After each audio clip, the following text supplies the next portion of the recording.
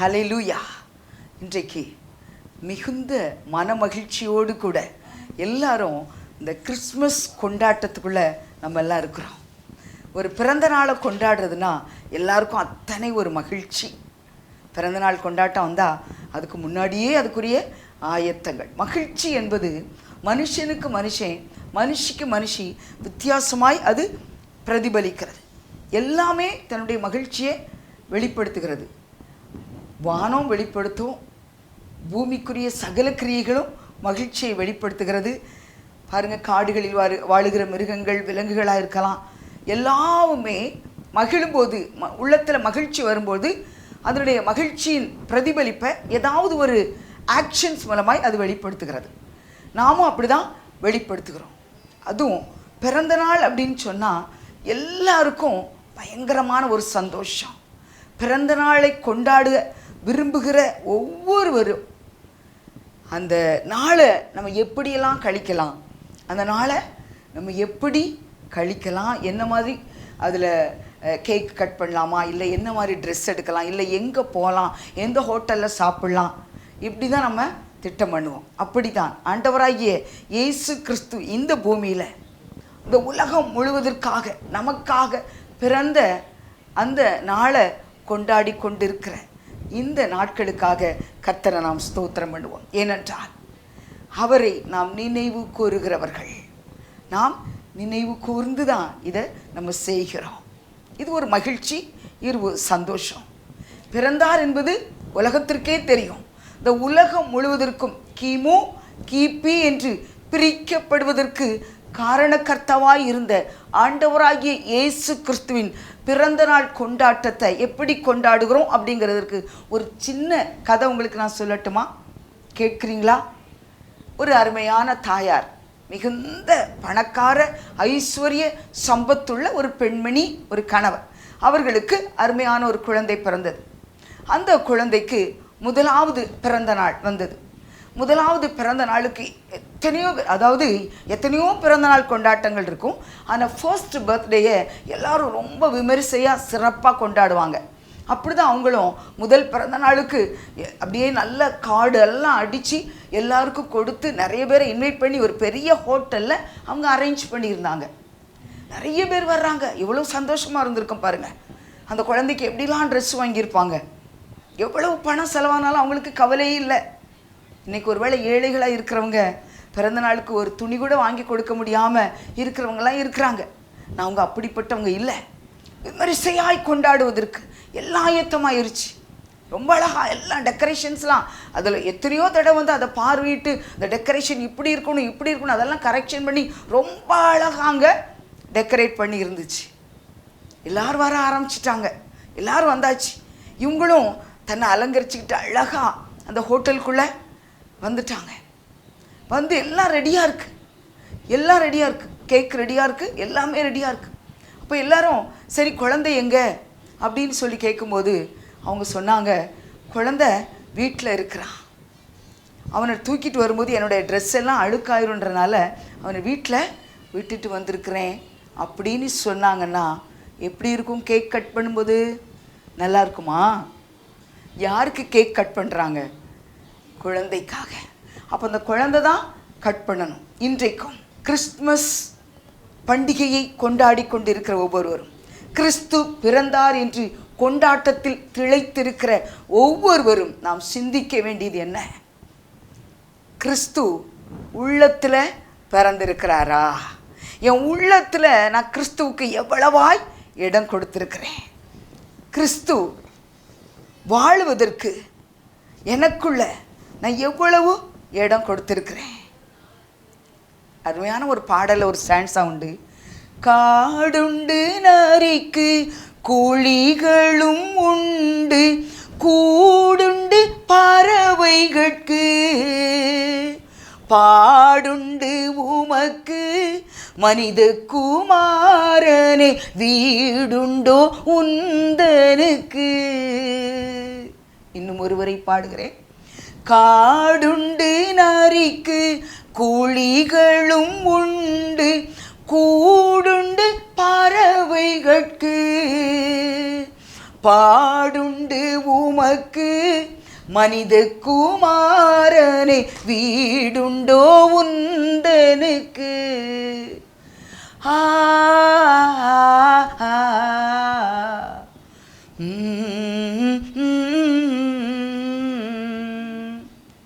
பாருங்க, நரிகளுக்கு குழிகள் இருக்கிறது, பறவைகளுக்கு கூடுகள் இருக்கிறது, மனுஷகுமாரனுக்கு தங்குவதற்கு இடமே இல்லை, தலை சாய்ப்பதற்கு இடமில்லை. இப்படி ஒரு கிறிஸ்மஸ் கொண்டாட்டம் நம்ம கொண்டாடி கொண்டிருந்தால், இன்றைக்கு என் இதயம் அவர் தங்குகிற இடம், என் சரீரம் அவருடைய ஆலயம் என்று சொல்லி நாம் அவருக்கு இடம் கொடுப்போம். ஏனென்றால் அந்த ஆண்டவராகிய இயேசு கிறிஸ்து இந்த பூமிக்கு இறங்கி வந்ததே நாம் நல்லா வாழணும், நம்ம சௌக்கியமாக இருக்கணும், நம்ம ஆரோக்கியமாக இருக்கணும், நம்ம சுகமாக வாழணும், இந்த பூமியில் சமாதானத்தை உண்டு பண்ணும்படி தான் அவர் வந்தார். அப்படிப்பட்ட அந்த தேவனுக்கு நன்றியுள்ள இருதயத்தோடு கூட நாம் இடம் கொடுக்கலாமா? அந்த தேவன் பாருங்க, இந்த பூமிக்கு வந்து யோவான் ஸ்நான இடத்தில் ஞான ஸ்நானம் பெற்றுக்கொள்ளும்படி நின்றார். ஜனங்கள் எல்லாரும் நின்று கொண்டு இருக்கிறாங்க, அவரும் நின்று கொண்டு இருந்தார். யோவான் ஸ்நானகனுடைய மனம் எப்படி இருந்திருக்கும்? ஐயா, நாங்கள் உங்கள் கையில் அக்கனினால் ஞானஸ்தானம் பெற்றுக்கொள்ளணும், நீங்கள் எங்கே வந்து நிற்கிறீங்க? நீங்கள் இப்படி வந்து நிற்கிறீங்களே.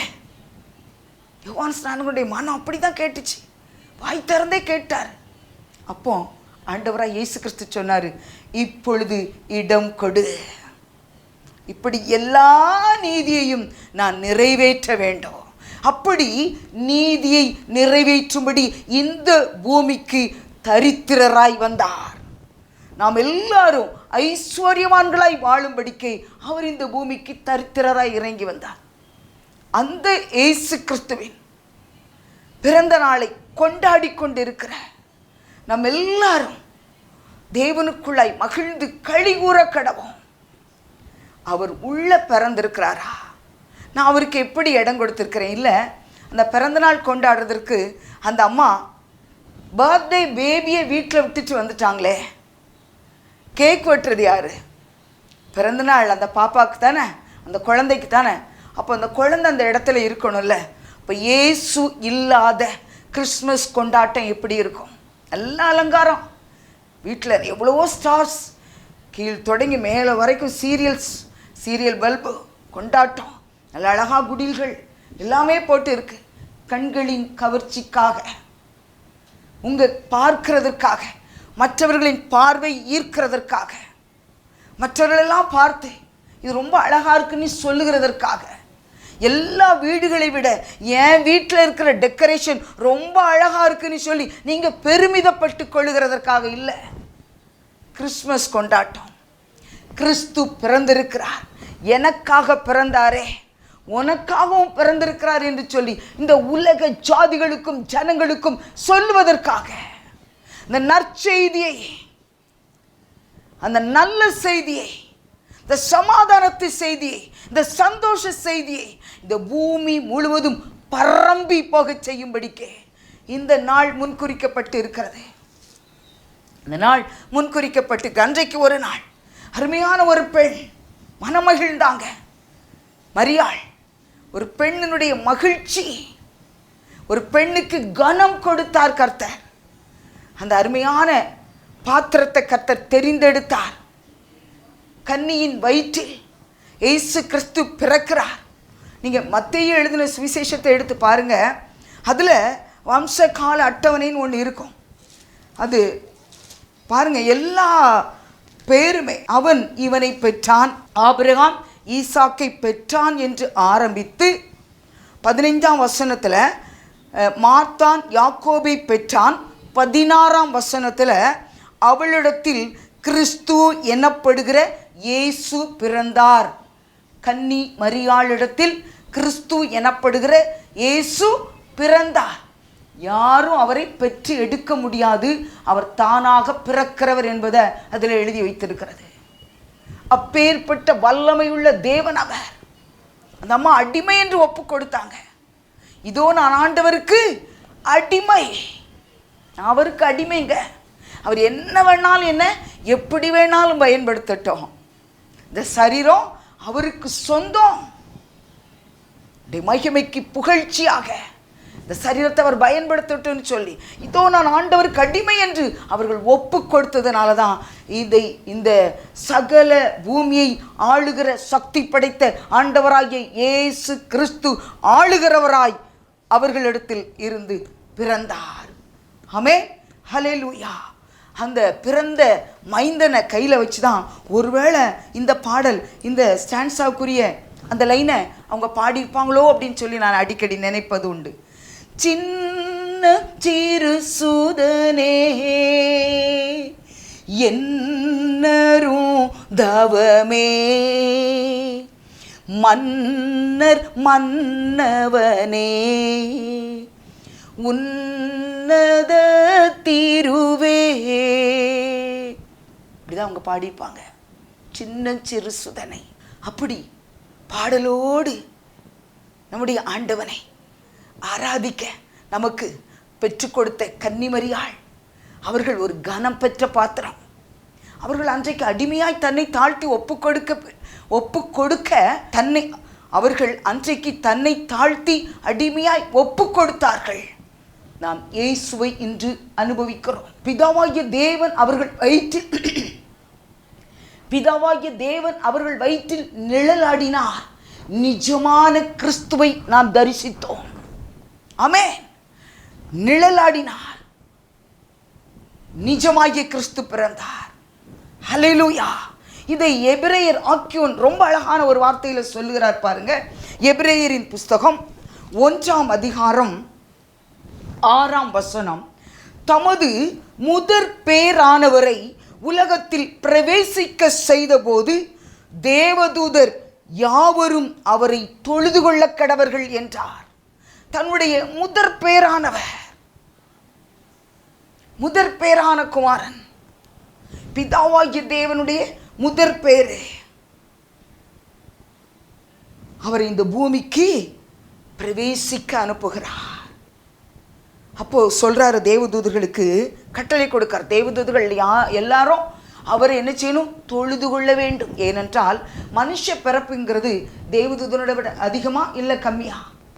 தேவதூதர்கள் என்பது மனிதர்களை விட ஒரு உயர்வான ஒரு நிலை அவர்களுக்கு இருக்கிறது, எல்லாருக்கும் நமக்கு தெரியும். ஆனால் ஆண்டவராய் இயேசு கிறிஸ்து எப்படி பிறந்தார் பாருங்க, எப்படி தன்னை தாழ்த்தி வந்தார். அதே எபிரேயரின் புஸ்தகத்தில் 2ஆம் அதிகாரம் 7ஆம் வசனத்தில் பாருங்க, அவனை தேவதூதரிலும் சற்று சிறியவனாக்கினீர், மகிமையினாலும் கனத்தினாலும் அவனுக்கு முடிசூட்டி உம்முடைய கரத்தின் கிரியைகளின் மேல் அவனை அதிகாரியாய் வைத்து சகலத்தையும் அவனுடைய பாதங்களுக்கு கீழ்ப்படுத்தினீர். இது மனுஷனுக்கு கர்த்தர் கொடுத்த அதிகாரம்.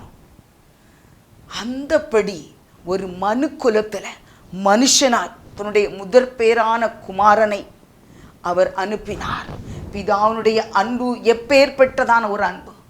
அந்த பிதாவாகிய தேவனுடைய அன்பை நம்ம ருசிக்க, அந்த அன்பை பற்றி நம்ம நினைக்கிறதுக்காக தாங்க இந்த கிறிஸ்துமஸ் கொண்டாட்டமே. நம்மை நேசித்து தன்னுடைய குமாரனை இந்த பூமிக்கு அனுப்பினாரே, அந்த அன்பை தியானிக்கதான், பிதாவின் அன்பை தியானிக்கும்படியாகத்தான் கிறிஸ்துமஸ் நாட்கள் நமக்கு முன்குறிக்கப்பட்டு இருக்கிறது.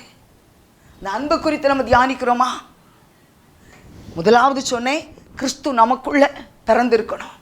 இரண்டாவது, பிதாவுனுடைய அன்பை குறித்த தியானம்.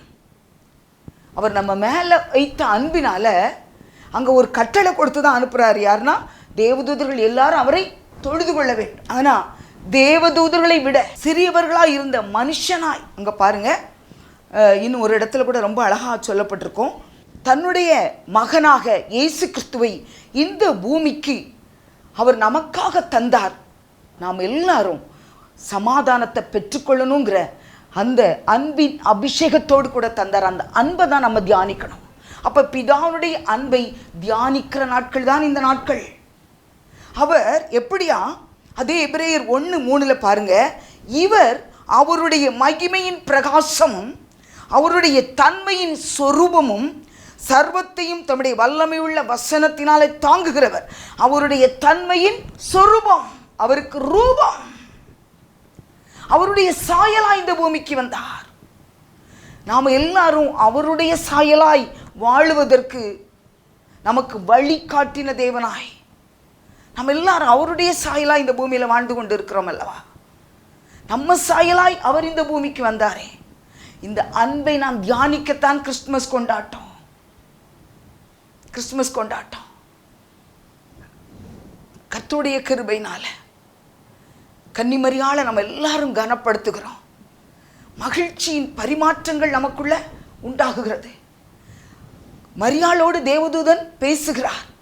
மரியாளோடு தேவதூதன் பேசி கிருபை பெற்றவளே வாழ்க என்று சொல்லி எலிசபெத்துக்கு இது 6ஆம் மாதம் சொன்ன மாத்திரத்தில் மரியாள் அங்கே கடந்து போகிறாங்க.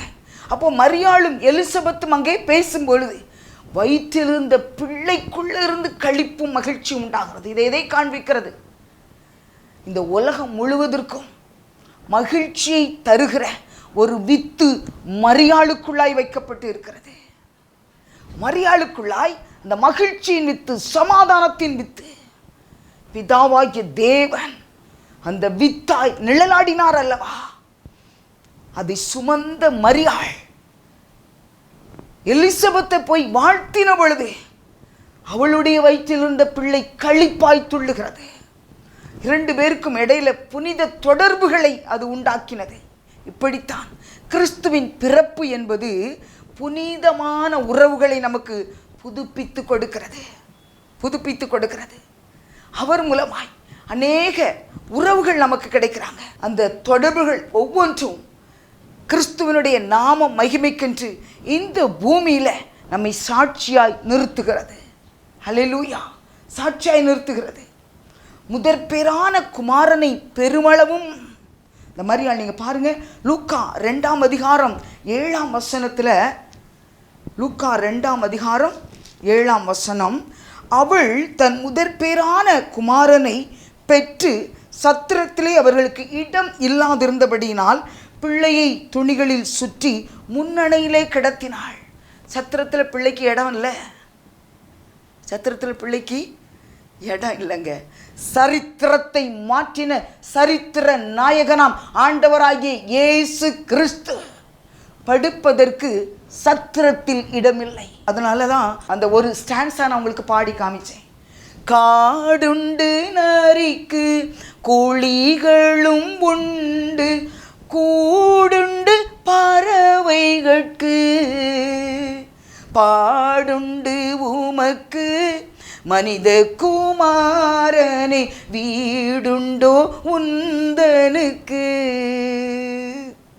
தாரணி தூயர்கள் துன்பங்கள் நீங்க காரணம் நீரானீரோ, கோரவம் வகைகள் பாரச்சுமைகள் தீர மருந்தானீரோ.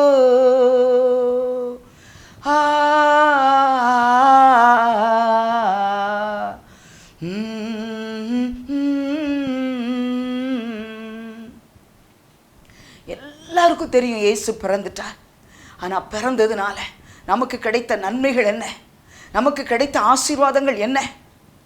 நாம் எல்லாரும் அவருக்குள்ளாய் மகிழும்படியாய், அவருக்குள்ளாய் சந்தோஷமாக இருக்கும்படி தானே அவர் இந்த பூமிக்கு வந்து தன்னைத்தானே ஒப்பு கொடுத்தார். முதற்பேரானவராய் நம்ம எல்லாருக்கும் அவர் முதற்பேரானவராய் வந்தார்.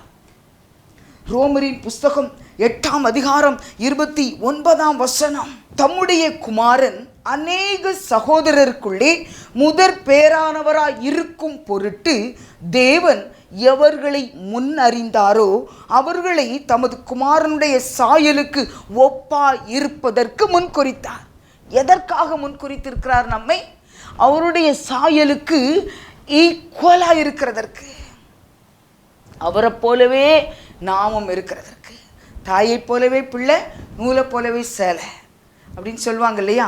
அதை மாதிரி அவரை போல சாயலை உடையவர்களாய் நாம் இந்த பூமியில் இருப்பதற்காகத்தான் அவரை பெற்று எடுப்பதற்கு கன்னி மரியாளை நியமித்தார், யோசேப்பை நியமித்தார், துணையாய் இருப்பதற்கு யோசேப்பை நியமித்தார். எல்லாவற்றையும் எல்லாவற்றாலும் நிரப்புகிற தெய்வம் மகிமையானது இந்த பூமியை சமாதானத்தினால் நிரப்பும்படிக்கு தன்னுடைய திருக்குமாரனை தம்முடைய முழு அன்பு நிமித்தம் இந்த பூமிக்கு தந்தார். அந்த அன்பை நினைக்கும்படியாகத்தான் இந்த கொண்டாட்டங்களை நம்ம கொண்டாடணும். இதுதான் அவசியம், இதுதான் அவசியம்.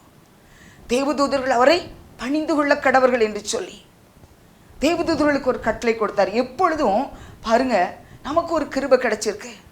இயேசு கிறிஸ்து இந்த பூமியில் வந்து அவரை சிருஷ்டித்து தேவதூதர்கள் அவரை தொழுது கொள்ள கடவர்கள் என்று சொல்லி அவரை இந்த பூமிக்கு பிரவேசிக்க சொன்னார். அதே தேவன் இன்றைக்கு நமக்கும் தேவதூதர்களை வைத்திருக்கிறார். நமக்கென்று நியமிக்கப்பட்ட தேவதூதர்கள் பரலோகத்தை தரிசித்து கொண்டிருக்கிறார்கள் என்று வேதம் சொல்லுகிறது. நமக்கும் தேவதூதர்கள் பணிவிடை ஆவிகளை தந்திருக்கிறாரே. அவருடைய மகிமையின் சாயலுக்கு ஒப்பாய் நாம் வாழ்வதற்கு நம்மை முன் குறித்திருக்கிறாரே. நம்மை முன் அறிந்திருக்கிறார், நம்மை முன் குறித்திருக்கிறார். நம்மை குறித்த அறிவு அவருக்கு நிறையா இருக்கு. இப்போ என்னை சிருஷ்டிக்கும் போதே என்னை குறித்த தீர்மானம் அங்கே எழுதப்பட்டு இருக்கிறது. ஒவ்வொருவரையும் சிருஷ்டிக்கும் போதே நம்மை குறித்த அறிவு அவருக்கு நல்லா இருக்கும், தெரியும் அவருக்கு. ஒரு தாய்க்கு தன்னுடைய பிள்ளை, பெற்றெடுத்த பிள்ளையினுடைய ஒவ்வொரு அசைவுக்கும் அர்த்தம் தெரியும். அதே போல நம்மை சிருஷ்டித்த நம்முடைய தேவாதி தேவனுக்கு நம்மை குறித்த ஃபோர் நாலேஜ் உண்டு. நமக்கு முதற் பேரானவர் அவர்தான், நமக்கு முன் நிற்கிறவர் அவர்தான், நமக்கு முன் ஓடினவர் அவர்தான். எல்லாவற்றையும் அவர் செய்தது போல நாம் செய்ய வேண்டும் என்று சொல்லி தான் இந்த பூமிக்கு அவர் வந்தார். ஒரு எக்ஸாம்பிளாய் வாழ்ந்து காண்பித்தார். கர்த்தருடைய பிள்ளைகள் சாட்சியாய் வாழ்வது கடினம் கடினம் கடினம் இல்லை, அது மிகவும் ஈஸியானது அப்படின்னு சொல்லி ப்ரூஃப் பண்ணுகிற அடையாளமாய் ஆண்டவராய் இயேசு கிறிஸ்து வாழ்ந்தாதான். ஏன் பிறந்தாரு? அவர் மரித்து உயிர்த்தெழுந்தவராய் அவர் வந்த நோக்கமே அதற்காகத்தான், மரணமடைவதற்காகத்தான் வந்தார், பிறந்தார். அவர் மரித்து உயிர்த்தெழுந்தவராய் இன்றைக்கும் நம்ம எல்லாரும் நித்திய ஜீவனை அலங்காரமாய் பெற்றுக்கொள்ளும்படிக்கு நமக்காக மரித்து உயிர்த்தெழுந்தாரே. அந்த தேவனை கொண்டாடுகிற இந்த கொண்டாட்டத்தின் நாளில் உங்கள் ஒவ்வொருவரையும் நான் வாழ்த்துகிறேன், ஆசீர்வதிக்கிறேன். நித்திய நித்தியமாய் நம்மோடு கூட வாழுகிறவர், நித்திய ஆவியினால் நம்மை நிரப்பி இருக்கிறவர், நித்திய தேவனாய் நம்மோடு கூட இருக்கிறவர், அசைவாடுகிறவர், முதற் பேரானவராய் நமக்கு முன்பாக வந்தவர், நமக்கு வாழ்வதற்கு வழி காட்டினவர், அவர் போகிற வழியில் நம்மை நடத்தி கொண்டு போகிறவர், இப்படி எல்லா நீதியையும் நிறைவேற்றும்படிக்கு நம்மை கற்றுக் கொடுக்கிற தேவன், கற்றுக்கொள்ளும்படிக்கும் பெற்றுக்கொள்ளும்படிக்கும் நம்மை நடத்துகிற தேவனிடத்தில் நாம் வந்து சேர்ந்திருக்கிறோம். தொடர்ந்து அவருடைய பரிசுத்த பாதையில் நாம் முன்னேறி போவோம், ஜெயமுள்ள வாழ்க்கையை வாழ்வோம். கர்த்தர் அப்படிப்பட்ட கிருபையை நமக்கு தரட்டும். அவர் பிறந்தது மனுஷன், அதாவது அவர் பிறக்கும் பொழுது மரியாள் கனப்படுத்தப்பட்டாங்க, பெற்றெடுத்த அந்த பாத்திரம் கனப்படுத்தப்பட்டது. சிமியோன் சந்தோஷப்பட்டு களி கூர்ந்தார். இப்படி உலகம் முழுவதும் களி கூறும்படிக்கு உத்தமர் நம்மிடத்தில் வந்து பிறந்திருக்கிறார். கர்த்தருடைய நாமம் மகிமைப்படட்டும். எங்கள் அன்பின் தந்தையே, தகப்பனே, ஆண்டவரே, நீர் ஒவ்வொருவருடைய உள்ளத்திலும் பிறந்திருக்கிறீர் என்ற நிச்சய வாழ்க்கை ஒவ்வொருவருக்கும் இருக்கட்டும். அப்பா, பிதாவாகிய தேவன் இந்த உலகத்தில் உம்மை பிரவேசிக்க செய்தார். நீர் எங்களுக்கு முதற் பேரானவராய் ஆண்டவரே, அந்த சாயலுக்கு ஒத்த சாயலாய் நாங்கள் இருக்கும்படிக்கு அந்த அன்பை எங்கள் மேல் பொழிந்திருக்கிறார் என்று சொல்லி அந்த அன்பை தியானிக்கிற நாட்களாய் இந்த நாட்கள் இருக்கும்படி எங்களை நாங்கள் தாழ்த்தி அர்ப்பணிக்கிறோம். கிருபை ஊற்றப்படட்டும், தயவு சூழ்ந்து கொள்ளட்டும். நசரேயனாகிய இயேசு கிறிஸ்துவின் நாமத்தில் பிதாவே, ஆமென், ஆமென். ஹல்லேலூயா, ஹல்லேலூயா.